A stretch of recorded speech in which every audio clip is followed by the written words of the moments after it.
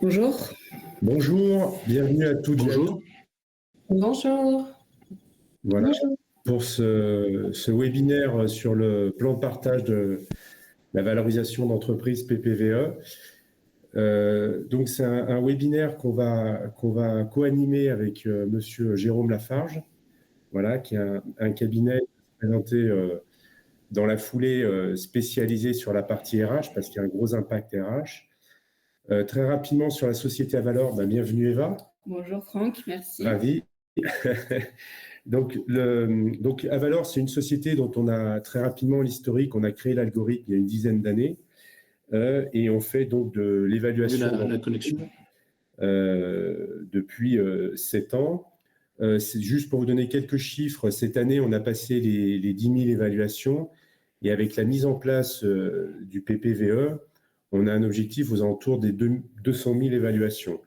Alors, on a mis en place, pour nos amis experts comptables qui nous écoutent, un connecteur ECMA, on en parlera très rapidement, qui vous permet, en fait, l'objectif qu'on a eu, c'est d'industrialiser la valorisation d'entreprise, au même titre que l'alias fiscal est industrialisé ou la fiche de paie, pour partie. Vraiment, c'est l'objectif et on vous fera une petite présentation dans le rapport. On a intégré l'illustration, finalement, de ce qui va être présenté par Monsieur Lafarge. L'illustration du PPVE, comment est-ce que finalement ça se traduit très concrètement. Je vous remercie à toutes et à tous de participer à ce webinaire parce qu'on a eu beaucoup de demandes, beaucoup de questions sur le sujet. C'est vrai qu'il y a un vrai enthousiasme des chefs d'entreprise qui nous consultent pour partir en direct, qui nous disent tiens, ça nous intéresse. Voilà. Alors c'est vrai, on en discutait en préambule avec M. Lafarge et je vais lui laisser la parole dans la foulée. C'est vrai que chez nous en France, c'est pas tellement dans notre culture. Bon, il y a cette loi, mais le partage de la valeur, si vous voulez, c'est quelque chose qui est très anglo-saxon. On appelle ça le shadow shares, les actions fantômes. Finalement, c'est comment je partage de la création de valeur dans l'entreprise. C'est vrai qu'on est passé d'une génération de dirigeants qu'on appelait les TPMG. Alors, je vais peut-être choquer certains, c'était tout pour ma gueule, à une génération de dirigeants finalement où l'idée, c'est de partager la valeur, la création de valeur avec ses collaborateurs sans rentrer dans des systèmes trop compliqués d'actionnariat, etc., etc. Voilà.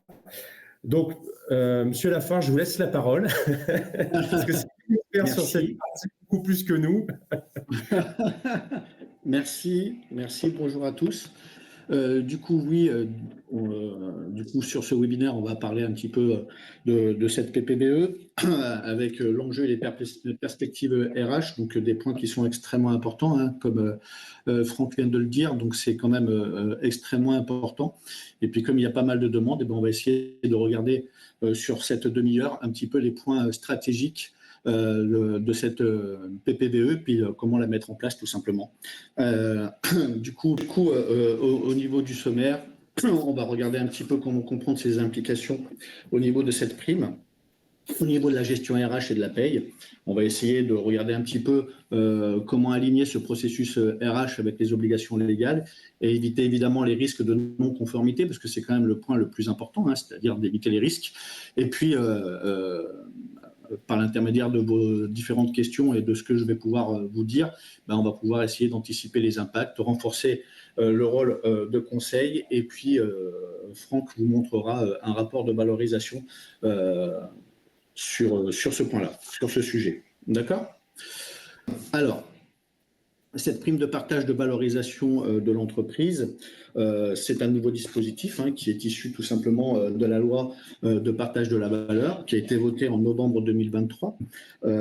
Donc, c'est bien évidemment compléter un certain nombre de solutions qui a été mises à disposition aux entreprises pour pouvoir tout simplement récompenser financièrement les salariés et surtout les fidéliser.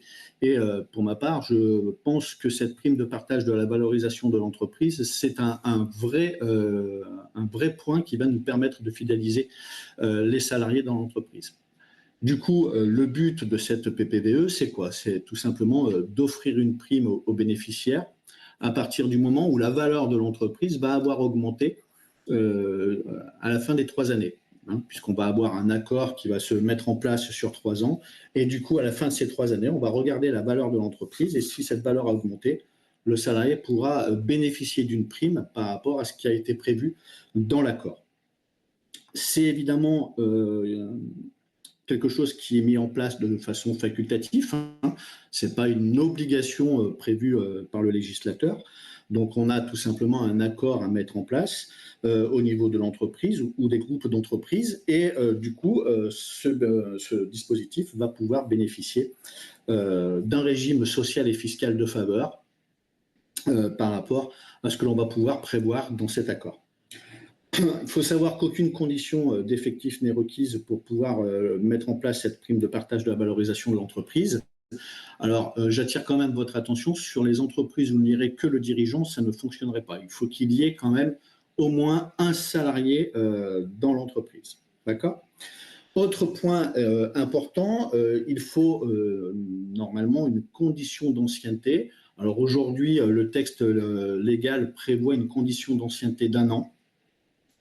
Mais l'entreprise, si elle le souhaite, elle peut très bien abaisser cette condition d'ancienneté, hein, mettre 6 mois, 9 mois, 3 mois, enfin elle fait un petit peu ce qu'elle a envie, hein, sachant que cette condition d'ancienneté va avoir quand même un impact important au niveau du traitement de cette prime, puisque à partir du moment où vous allez mettre en place cet accord, il faut avoir en tête qu'un salarié qui arriverait à ces 1 an d'ancienneté pendant la gestion de cet accord, ne pourrait pas rentrer dans l'accord. C'est-à-dire qu'il faut vraiment prendre les personnes qui ont l'ancienneté requise au moment de la mise en place de cet accord, et pas pendant l'accord. D'accord ? Donc là, ça permet vraiment de fidéliser des personnes bien précises au sein de l'entreprise et faire de telle sorte qu'on puisse vraiment adapter cet accord et cette prime de partage de la valorisation de l'entreprise par rapport à l'équipe que l'on a à un moment T. D'accord ? Donc, comme je vous l'ai dit, c'est mis en place par un accord qui établit sur un rapport spécial du commissaire aux comptes de l'entreprise ou d'un commissaire aux comptes désigné à cet effet par un organe compétent. D'accord ? Alors, qu'est-ce que l'on va avoir évidemment dans cet accord ? Alors, cet accord va pouvoir rédigé soit par convention ou accord collectif de travail, par un accord entre l'employeur et les représentations d'organisations syndicales représentatives dans l'entreprise, par un accord qui peut être conclu au sein du comité social économique et, dernier ressort, par la suite de la ratification à la majorité des 2/3 du personnel d'un projet d'accord qui va être potentiellement proposé par l'employeur. D'accord ? Donc, on voit que c'est finalement assez simple à mettre en place, hein. Ce n'est pas quelque chose qui va être extrêmement compliqué. Du coup, il faut profiter de cette facilité. Mais par contre, et c'est là où il faut faire attention au niveau RH et de mise en place, on a un certain nombre de règles à respecter. D'accord ? Alors, comme je vous l'ai dit précédemment, ce plan de partage de la valorisation de l'entreprise est mis en place pour une durée de 3 ans. Donc, pendant 3 ans, l'entreprise peut mettre en place qu'un seul plan. D'accord ? Donc, on ne peut pas faire un plan pour 2025, et puis un deuxième en 2026, et puis un troisième en 2027. On doit d'abord faire un plan. Il va durer 3 ans. Ce plan sur les 3 ans va pouvoir être potentiellement reconduit, hein, si jamais on a envie de le reconduire à la fin des 3 ans, de la même manière, ou en y apportant une petite modification. Là-dessus, il n'y a pas particulièrement d'importance sur ce point-là. Et à la fin de ces 3 ans, on décide de refaire quelque chose ou de ne pas refaire quelque chose. Au niveau du contenu de l'accord, extrêmement important, puisque pour qu'il soit valable, il va y avoir un certain nombre d'informations qui vont devoir être indiquées dans celui-ci, notamment le montant de référence auquel sera appliqué évidemment ce taux de valorisation de la valeur de l'entreprise, extrêmement important, hein, ce montant de référence. Donc c'est là où Avalor va avoir la mainmise, c'est-à-dire elle va vous donner la valeur, le montant de référence de la valeur de l'entreprise au moment où vous allez mettre en place cet accord, les éventuelles conditions de modulation du montant de référence entre les salariés. Pourquoi ? Parce que c'est là où c'est, comme je vous l'ai dit, hyper intéressant, hein, et c'est là où on va pouvoir fidéliser encore mieux certains salariés par rapport à d'autres. C'est-à-dire qu'on va pouvoir moduler ce montant par rapport à des salariés ou par rapport à une équipe. D'accord? Donc, à la limite, un salarié qui a déjà pas mal d'ancienneté, qui est plutôt très bon, qu'on a envie de garder vraiment dans notre entreprise, on va pouvoir faire de telle sorte qu'il ait un montant plus intéressant que les autres. Évidemment, la formule de valorisation qui va être retenue pour les entreprises, la date d'appréciation de la valeur qui va constituer le point de départ, et là où les dates de versement de la prime. Pourquoi là où les dates de versement de la prime? Parce qu'à la fin des 3 ans, bon, on va avoir un délai pour calculer tout simplement la valeur de l'entreprise au bout des 3 ans. Le montant doit être versé après 7 mois après les 3 ans. Et en fait, l'entreprise va avoir, à la fin de ces 7 mois, la possibilité, tout simplement, de verser cette prime en une fois ou en plusieurs fois sur les 12 mois suivants. Donc, dans le plan, il faudra déjà prévoir si jamais on souhaite faire plusieurs versements ou seulement un versement directement au salarié une fois que le délai est passé. Pour évidemment bénéficier des exonérations fiscales et sociales, ce plan de partage de la valorisation de l'entreprise ainsi que ses avenants et ses annexes doivent être déposés par rapport aux articles du Code du travail sur une plateforme dédiée qui s'appelle tout simplement Téléaccord. Donc, à partir du moment où vous avez mis tout cela sur la plateforme Téléaccord, l'accord va être regardé et on va vous dire tout simplement si jamais l'accord est conforme ou s'il n'est pas conforme. Bon, là-dessus, c'est ce que l'on a déjà un petit peu sur d'autres accords, donc ça ne va pas changer grand-chose de plus. D'accord?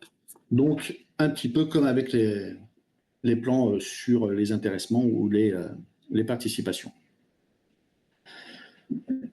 Le montant des primes qui va être distribué aux salariés ne peuvent pas excéder une somme qui est assez importante, qui est égale aux 3/4 du montant annuel du plafond de la sécurité sociale. Donc pour l'année 2025, ce montant s'élève à 35 325 €. Ça, c'est le montant maximal que l'on pourrait verser à un salarié. Okay. Alors, c'est un montant extrêmement important. Donc, si on a plusieurs salariés qui sont concernés par ce plan, on voit quand même que ça peut être une somme assez conséquente à verser à ces salariés 3 ans et demi plus tard, on va dire. Alors, ces sommes, comme je vous l'ai dit, elles vont être exonérées fiscalement et socialement. Alors, fiscalement, elles ne vont pas être exonérées en totalité. On va regarder ça un tout petit peu plus loin. Donc, elles vont être libérées dans un délai de 7 mois à compter de l'expiration des 3 ans. Et, comme je vous l'avais dit, peut être réalisée en une ou plusieurs fois au cours des 12 mois suivants. Donc, en clair, on a finalement 1 an et demi pour libérer la totalité de la rémunération. Tout cela, c'est indiqué dans l'accord. Donc, il faut que l'accord prévoie toutes ces modalités. Une fois qu'on a passé ces 3 ans, on va avoir une somme à donner à nos salariés. Ces sommes doivent évidemment faire l'objet d'une fiche distincte sur le bulletin de paie, c'est-à-dire qu'on doit informer le salarié du montant qu'il va pouvoir percevoir. Donc, une fiche qui va être annexée au bulletin avec un montant de référence qui va être attribué à l'intéressé, un montant de la prime qui va être attribué à l'intéressé, et la retenue opérée au titre de la contribution sociale généralisée et contribution au remboursement de la dette sociale, c'est-à-dire CSG, CRDS. Donc, un petit peu comme on pourrait l'avoir avec de l'intéressement, d'accord ? Une fiche qui va nous indiquer ces informations-là. Le montant total, le montant pour le salarié et la CSG qu'il va devoir sur ce montant-là. L'intérêt de cette prime, c'est que le salarié va avoir la possibilité d'affecter cette somme à un plan d'épargne salariale ou sur un plan d'épargne retraite de l'entreprise. Donc pour lui, ça peut être intéressant puisqu'il va pouvoir placer ce montant-là si jamais il n'en a pas besoin tout de suite. Et du coup, globalement, une somme qui est placée peut faire des petits un petit peu plus. Alors évidemment, dans l'accord, il faudra prévoir cette possibilité-là. Dire également le délai pour la demande d'affectation, qui est généralement de l'ordre des 15 jours. Et lorsque la prime de partage de la valorisation de l'entreprise est investie sur un plan d'épargne, que ce soit salarial ou retraite, le délai à partir duquel les droits nés de cet investissement doivent apparaître dans l'accord et dans cette fameuse fiche que l'on doit donner tout simplement aux salariés quand on va donner ce montant-là. Cette fiche va également comporter en annexe une note qui va tout simplement rappeler les règles essentielles du calcul et de modulation du montant de référence prévu par le plan de partage. Donc, on va tout simplement rappeler les règles de calcul et de référence de la valorisation de l'entreprise. Et à partir du moment où toutes les conditions sont respectées dans cet accord, ben dans ce cas-là, l'entreprise et les salariés concernés vont pouvoir bénéficier évidemment d'exonérations sociales et fiscales. Alors le social est plutôt assez intéressant puisque cette prime va être exonérée de cotisations en totalité. Il va rester que la CSG et la CRDS qui sera due, donc c'est quand même extrêmement important pour les salariés et pour l'employeur. Bon, l'employeur va quand même avoir une petite contribution à verser supplémentaire au profit de la Caisse nationale d'assurance vieillesse. Ça va être un taux à 20%. On ne suit pas finalement la règle de la contribution liée au forfait social à 30%. C'est un taux qui est abaissé à 20%. C'est plutôt pas trop mal. Donc il faut savoir quand même que l'employeur va avoir ce montant supplémentaire à payer. Donc dans votre gestion de l'accord et du montant que vous donnez, il faut avoir à l'esprit qu'il y a ce taux de 20% supplémentaire à devoir, d'accord, au profit de la Caisse nationale d'assurance vieillesse. Une exonération fiscale. Alors, cette exonération fiscale n'est pas très importante puisque, on a le choix de percevoir la prime en cash tout de suite et dans ce cas-là, soumise à impôt. Si jamais, par contre, on décide de la placer sur un plan d'épargne salariale, on sera globalement exonéré d'impôt dans la limite de 5% des 3/4 du montant annuel du plafond, c'est-à-dire pour 2025 à 1 766,25 €. Bon, ce n'est pas une somme astronomique par rapport au montant que l'on peut avoir sur ce plan. 35 000 par rapport aux 1 700, c'est quand même assez un peu... Il y a un gros différentiel, on va dire. Mais voilà, sachez que vous avez la possibilité d'être exonéré à hauteur de 5% du plafond, des 3/4 du plafond annuel, de la sécurité sociale. Voilà dans les grandes lignes ce que je pouvais vous dire sur ce plan de partage de la valorisation de l'entreprise. Je laisse Franck compléter 2-3 petits points si jamais il y a besoin. Et puis surtout, si vous avez des questions sur ce que je viens de vous annoncer, ça sera avec un grand plaisir que je pourrai vous y répondre. Merci beaucoup, Jérôme. C'était extrêmement clair. On va maintenant vous présenter la traduction, finalement, quelque part. Quel est le document, comme l'a dit tout à l'heure Jérôme, qu'on va devoir fournir pour illustrer et justifier, quelque part, justifier le versement de cette prime qui peut être un montant conséquent. Eva ? Oui. Alors du coup, nous, on a travaillé sur les méthodes du rapport à valeur.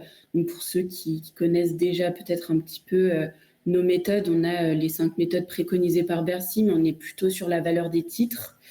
Et aujourd'hui, c'est vrai qu'on a réfléchi surtout à l'impact, où avait un impact le salarié pour bénéficier d'une prime de partage de la valeur. Et après réflexion et de discussion avec des commissaires aux comptes partenaires, des experts partenaires aussi sur ce sujet, c'est vrai que la solution la plus logique, c'est vraiment la valeur d'entreprise que vous avez juste ici. Donc ça, c'est la nouveauté sur Avalor. Sur tous les rapports, en fait, quand vous faites tourner un rapport, l'expert comptable vous fait tourner votre rapport annuellement pour connaître la valeur. Vous pouvez prendre date, en fait, concrètement, avec la première valeur qui servira de montant de référence avant de calculer donc sur 3 ans l'évolution. Et donc là, concrètement, on est sur la valeur d'entreprise de l'excédent brut d'exploitation. On est vraiment haut dans le bilan. c'est là où le salarié a le plus d'impact, là où le salarié peut faire évoluer le plus en fait la société. Et donc ça, sur chaque rapport, vous aurez cette indication de la valeur d'entreprise pour prendre date et mettre en place directement votre plan de partage de la valeur. Voilà, donc Franck, je ne sais pas si Oui, en fait, là, l'objectif pour vous, c'est de prendre date et de prendre un montant de référence. Alors, peut-être pas de communiquer aux salariés, quelle est la valeur de l'entreprise, mais de se dire, voilà, si aujourd'hui on a une base 100 sur 3 ans, comment ça évolue? Et c'est vrai que l'idée, c'était de prendre le plus haut possible, puisqu'on le sait tous que sur la partie valeur d'entreprise, quelque part valorisation de la société, enfin, il y a 2 leviers essentiels, c'est l'augmentation du chiffre d'affaires, on le sait tous, et l'augmentation de la marge en réduisant les charges ou en baissant le point mort. Et donc, c'est vrai que là, tous les salariés ont un impact réel et non pas un impact court-termiste, parce que très souvent, on remercie nos commerciaux en leur versant des primes sur une année et puis ils s'en vont. Alors là, l'intérêt, comme l'a dit Jérôme, c'est de travailler sur 3 ans. C'est vraiment de se donner et de fidéliser nos salariés sur 3 ans. Parce qu'on a tous ce problème-là. Comment est-ce qu'on garde nos salariés? Comment est-ce qu'on les fidélise? Comment est-ce qu'on les motive? Et là, j'ai le sentiment, et on verra dans les questions que vous nous poserez, qu'on a quand même un cadre réglementaire qui nous est très favorable. Voilà.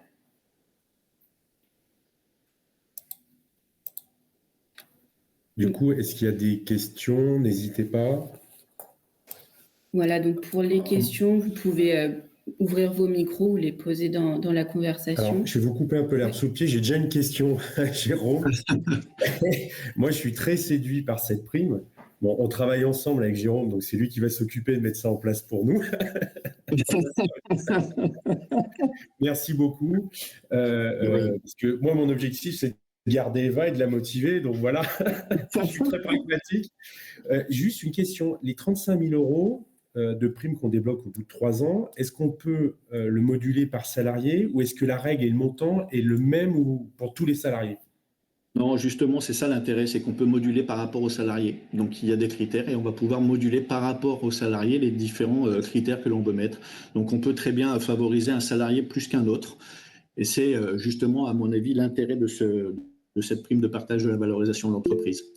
Et attention, parce que ça, je ne l'ai pas dit tout à l'heure, mais c'est un point quand même extrêmement important. Le but étant réellement de garder ses talents. Un salarié qui partirait avant la date anniversaire des 3 ans ne pourrait pas bénéficier de la prime. Il faut vraiment rester à la fin des 3 ans dans l'entreprise. Et finalement, comment est-ce qu'on va pouvoir distinguer les salariés les uns des autres pour pas que ça ait un effet quels sont les critères? Vous allez nous conseiller là-dessus, Jérôme, comment ça marche? Alors, pour l'instant, tous les critères ne sont pas particulièrement totalement définis, donc je verrai un petit peu plus tard sur ces points-là, parce que bon, ça vient juste de se mettre en place, hein. C'est pour l'année 2025. J'attends encore quelques questions-réponses, mais il y aura possibilité réellement de gérer dans l'accord même cette répartition salarié par salarié.